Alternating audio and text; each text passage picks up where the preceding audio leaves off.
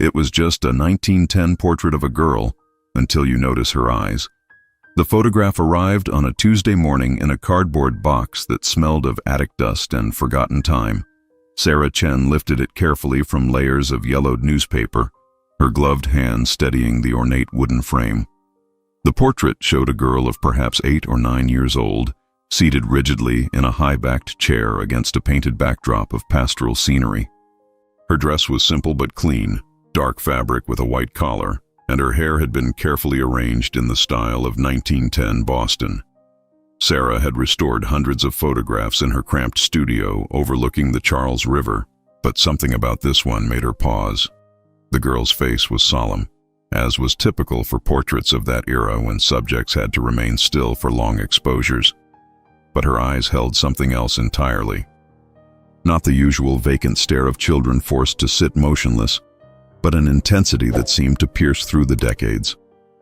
Sarah set the frame on her lightbox and reached for her magnifying glass, beginning the careful examination that preceded every restoration project. The photo's condition was remarkably good for its age, some foxing along the edges, a small crease in the upper right corner, but the image itself remained clear and sharp. The studio stamp on the back read, J. Morrison Photography, Boston, Mass., 1910. In faded gilt letters. Below that, someone had written in pencil, Girl from the home, no name given. Sarah felt a familiar tightness in her chest. She'd seen notations like this before on photographs of orphaned or institutionalized children, their identities lost to bureaucracy and indifference. The client who'd sent the box, a woman named Patricia, had included a brief note explaining that she'd found the portrait in her late grandmother's belongings and wanted it restored before donating it to a historical society. She knew nothing about who the girl was. Setting down her magnifying glass, Sarah photographed the portrait with her high-resolution digital camera, a necessary first step before any physical restoration work began. As the image appeared on her computer screen, she began the process of digital enhancement, adjusting contrast and sharpness to assess the extent of damage, and that's when she saw it. Sarah leaned closer to her monitor, her pulse quickening. She'd been examining the girl's face when something in the eyes caught her attention. A peculiar brightness, a depth that suggested the photograph had captured more than the photographer intended. She zoomed in, enhancing the resolution until the girl's eyes filled her screen. The irises were dark, almost black, and in their glossy surface she could see a reflection. At first, Sarah thought it might be the photographer or his equipment, a common occurrence in portraits from this era. But as she adjusted the digital enhancement, sharpening the reflected image pixel by pixel, her breath caught in her throat. The reflection showed a window, and in that window, barely visible but unmistakably present, was a figure, a woman. Her hands were pressed against the glass, and even through the impossible distance and the degradation of more than a century, Sarah could see the anguish in her posture. She sat back in her chair, her mind racing. This couldn't be accidental. The photographer would have positioned his subject carefully, controlling every element of the composition. But this reflection, this woman in the window, was in the background of the studio, probably in an adjacent building visible through a rear window. The photographer never would have noticed her in the tiny reflection captured in a child's eyes, not without the digital magnification technology Sarah now possessed. Sarah's hands trembled slightly as she created a new layer in her editing software, isolating and enhancing the reflection further. The woman's face remained frustratingly unclear, but her stance spoke volumes. This wasn't a casual observer passing by a window. This was someone watching intently, desperately, as if the child in the portrait mattered more than anything in the world. The studio where Sarah worked suddenly felt too quiet. Outside, the sounds of Boston traffic hummed distantly, but inside, there was only the soft whir of her computer and the weight of a mystery that had waited 114 years to be discovered. She picked up her phone and called Patricia, the client who'd sent the photograph. "I need to ask you something," Sarah said when Patricia answered. "Your grandmother? Do you know anything about her connection to this girl? Anything at all?" Patricia arrived at Sarah's studio the following morning carrying a worn leather satchel. She was in her mid-60s, with silver hair pulled back in a practical bun, and the careful movements of someone who'd spent a lifetime handling fragile things. Sarah had made fresh coffee, and they sat together at the work table where the portrait now rested, the enhanced digital image glowing on the screen beside it. "My grandmother never spoke about this photograph," Patricia said, running her finger along the frame's edge without touching the glass. "I found it wrapped in cloth at the bottom of a trunk, beneath her wedding dress and some old letters. There was nothing else with it, no explanation, no identification. Just that pencil notation on the back about a girl from the home." Sarah pulled up the enhanced image on her screen and zoomed in on the reflection in the girl's eyes. Patricia leaned forward, squinting, then gasped softly when she saw the woman in the window. "Who is that?" "That's what I'm hoping we can find out together," Sarah said. "This photograph was taken at Morrison's studio on Tremont Street in 1910. I looked up the address. The building is long gone, replaced by modern construction in the 1960s. But I found records showing that the studio was across the street from the Boston Female Asylum, an orphanage that operated from 1800 until 1954. Patricia's face had gone pale.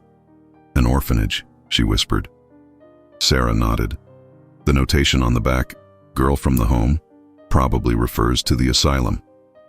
Photographers sometimes took portraits of children in institutions, either for fundraising purposes or for potential adoptive families. But this woman in the window, she paused, choosing her words carefully. I think she was watching from inside the asylum, watching this specific child have her portrait taken. The implications hung heavy in the air between them. Patricia set down her coffee cup with a shaking hand. "My grandmother was born in 1903. She would have been 7 years old in 1910. She never talked about her childhood, never mentioned her parents. We always assumed they died when she was young. Did she have any siblings? Anyone who might have known her before she was adopted or left the asylum?" Patricia shook her head slowly. "She married my grandfather in 1925 and had my mother in 1928.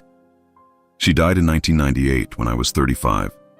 She was reserved, kind but distant, like there was always something she was holding back."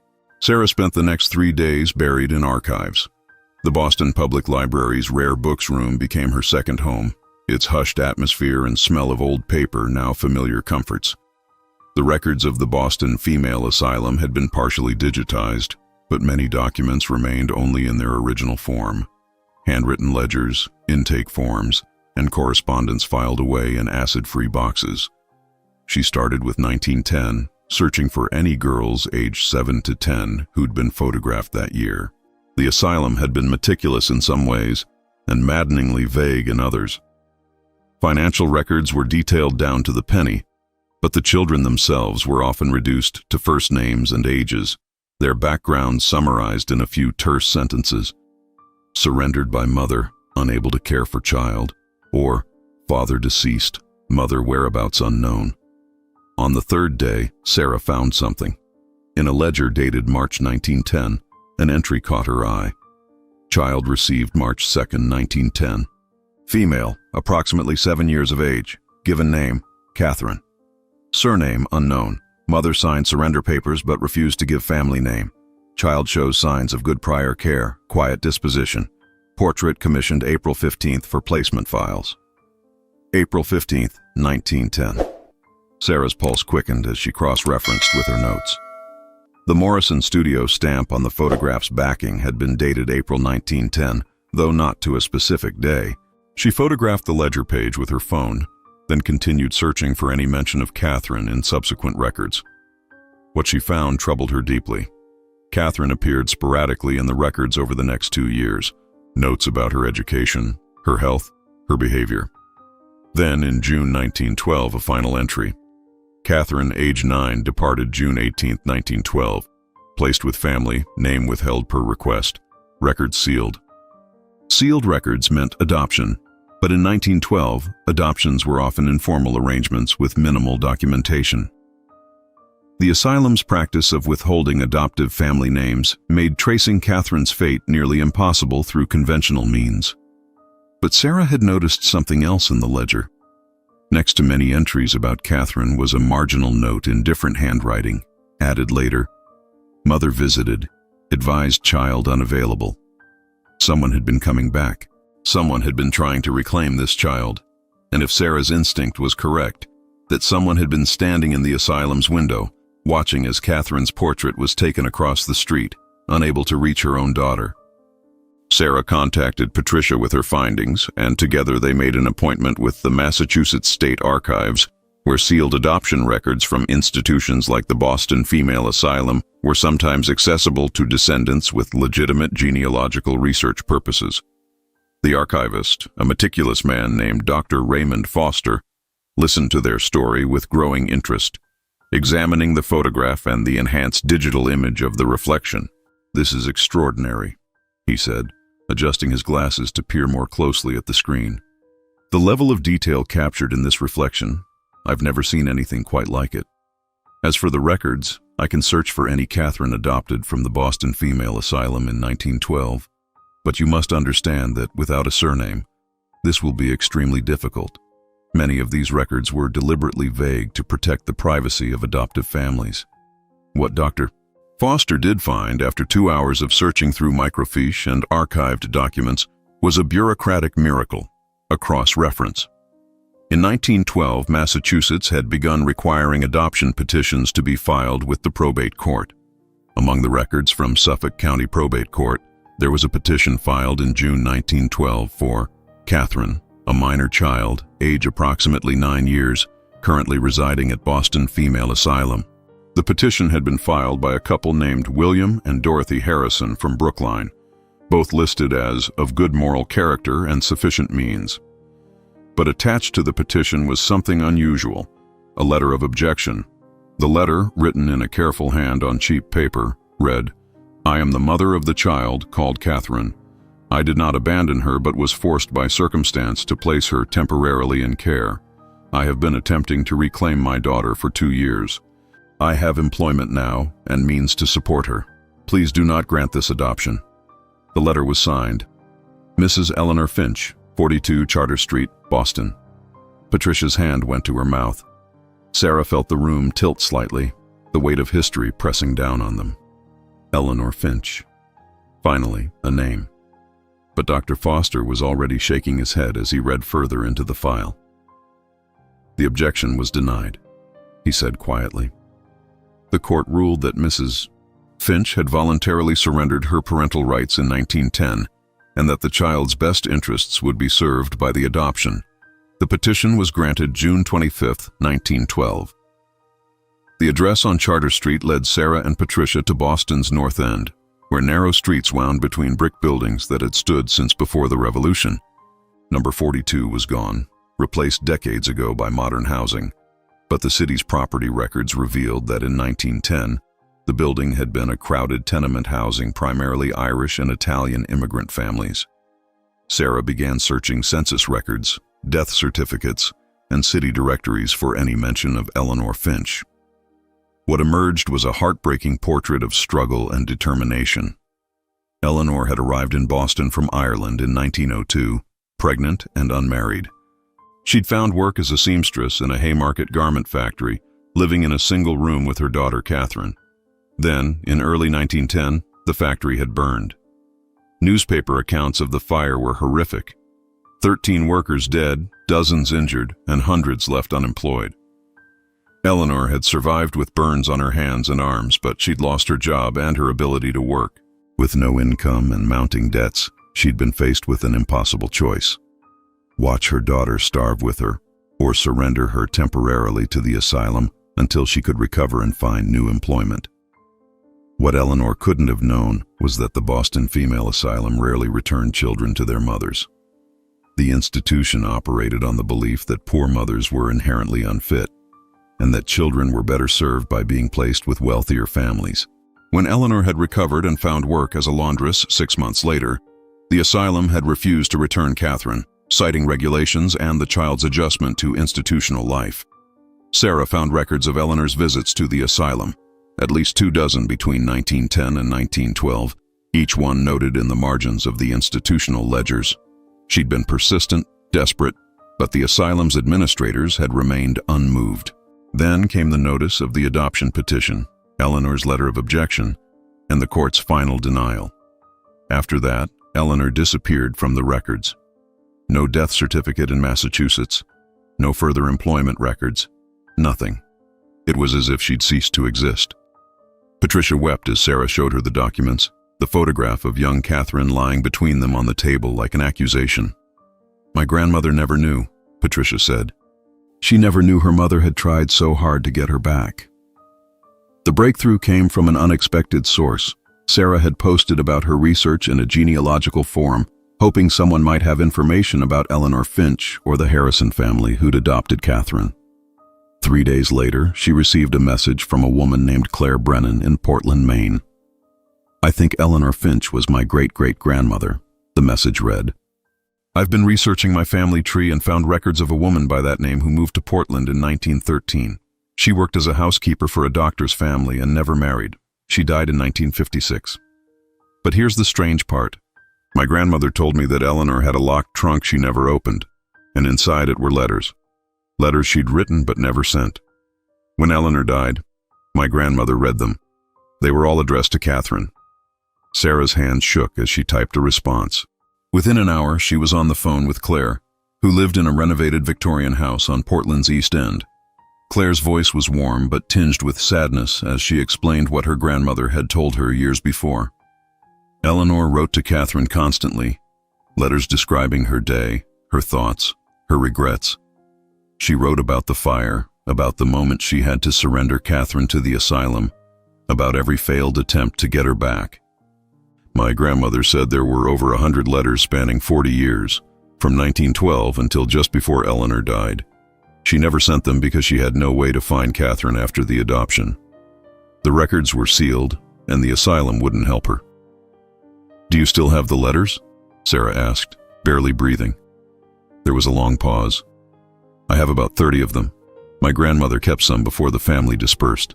The rest were lost or thrown away by relatives who didn't understand their significance. But I have something else that might interest you. There's a photograph." Claire emailed the image that evening. It showed an elderly Eleanor, perhaps in her 70s, sitting in a modest parlor. She was thin and gray-haired, her hands twisted with arthritis, but her face held a quiet dignity. And on the small table beside her chair, in a simple frame, was a photograph of a young girl. Sarah's heart stopped. Even in the poor quality of the 1950s snapshot, she could see it was the same portrait, Catherine at age 7 or 8, the one taken at Morrison's studio in 1910. The letters Claire shared painted a devastating portrait of Eleanor's life after losing Catherine. The earliest ones, written in 1912, shortly after the adoption was finalized, were filled with anguish and desperate plans to find her daughter. "My dearest Catherine," one began, "I do not know where you are tonight or who you call mother now, but I am still here. I am still your mother. I will never stop looking for you." As years passed, the tone shifted. Eleanor wrote about her move to Portland, about starting over in a new city where no one knew her shame. She described her work, the changing seasons, small moments of beauty she wished she could share with her daughter.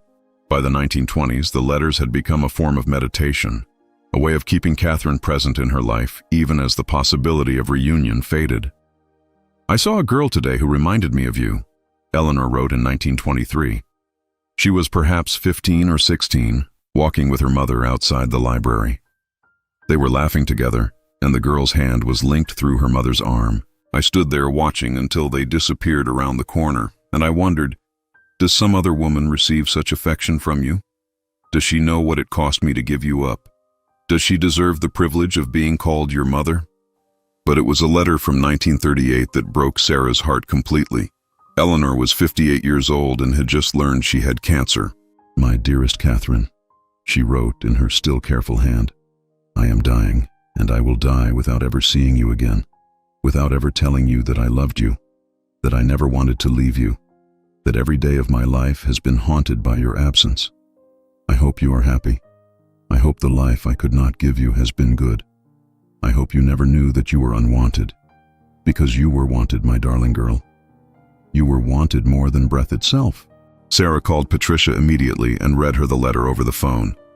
Patricia was silent for a long moment before speaking, her voice thick with tears. My grandmother died without knowing any of this. She went her whole life thinking she'd been abandoned, that she'd been unwanted. And all along, her mother was writing to her. Sarah finished softly. Eleanor kept that portrait, Patricia. She kept it for 46 years, until the day she died. That means she had it during the photo shoot.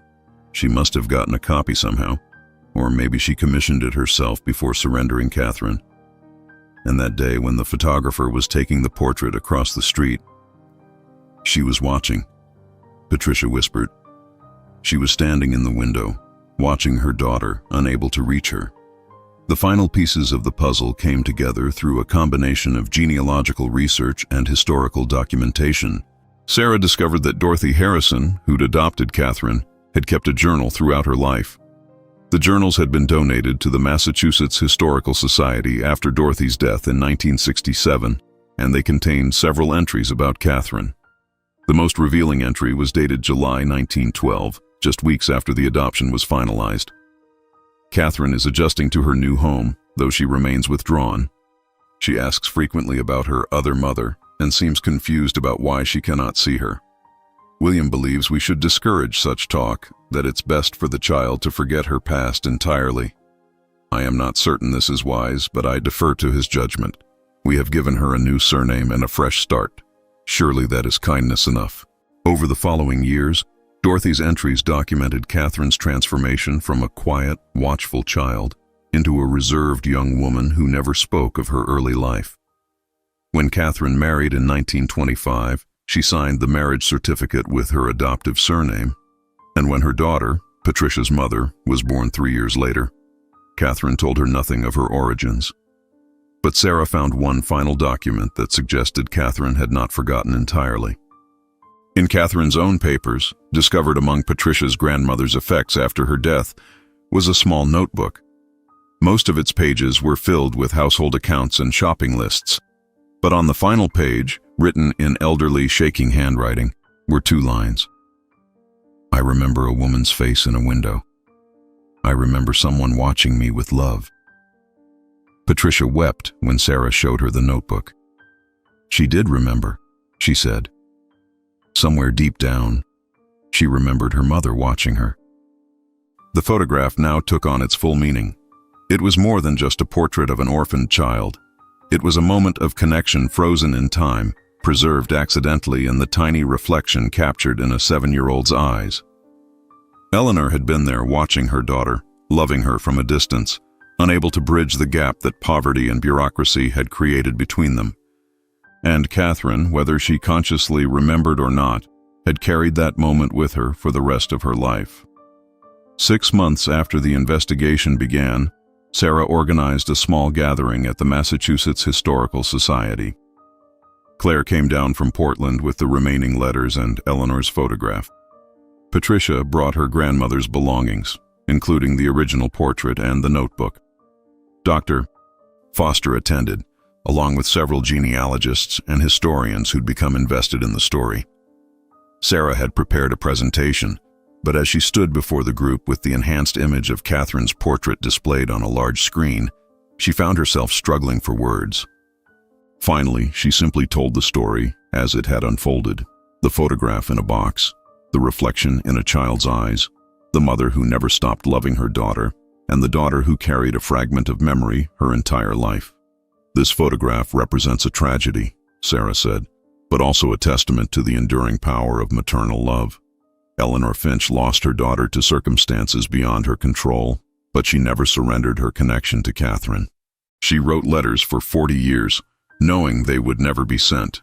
She kept this portrait until the day she died, and in doing so, she ensured that her love would eventually be recognized, even if it took 114 years.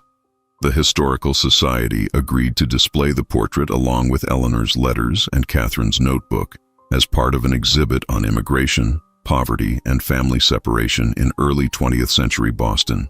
Patricia donated the materials with the stipulation that Eleanor's story be told in full, that visitors understand the context of her choices and the injustice of what had happened to her.